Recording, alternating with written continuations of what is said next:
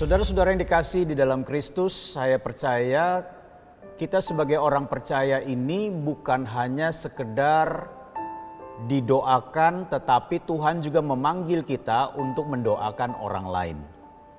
Artinya kita bersyafaat bagi orang lain, supaya orang mengalami sejahtera Tuhan, supaya orang mengalami pengampunan dari Tuhan, supaya orang mengalami jamahan Tuhan dalam hidupnya.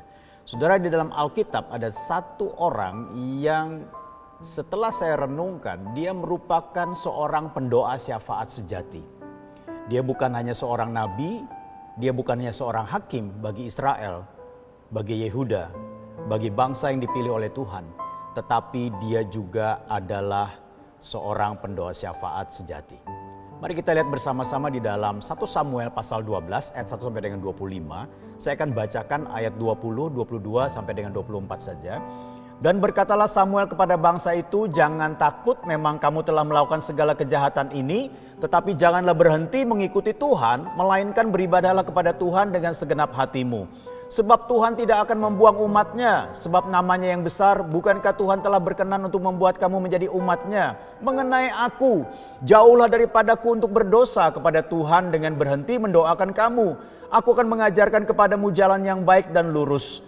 Hanya takutlah akan Tuhan dan setialah beribadah kepadanya dengan segenap hatimu. Sebab ketahuilah betapa besarnya hal-hal yang dilakukannya di antara kamu. Saudara yang kasih dalam Tuhan, situasi pada saat itu adalah di mana Israel meminta seorang raja untuk memimpin mereka.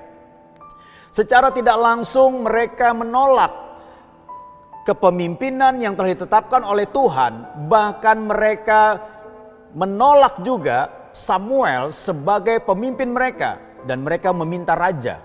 Nah, saudara yang kasih dalam Tuhan, dalam kondisi seperti ini seorang pemimpin rohani sepertinya mengalami sesuatu yang menjadi hantaman di dalam kehidupannya. Tetapi saudara yang kasih dalam Tuhan, kita bisa melihat bahwa Samuel merupakan seorang nabi, hakim, sekaligus pendoa syafaat yang luar biasa. Kenapa?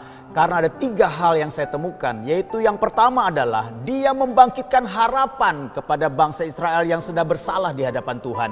Dia membangkitkan pengharapan supaya mereka tetap mendekat kepada Tuhan sehingga terjadi pemulihan. Kemudian yang berikutnya adalah dia berkomitmen, aku tetap berdoa syafaat untuk engkau secara terus menerus. Bahkan Samuel berkata, berdosalah aku ketika aku berhenti berdoa untuk engkau.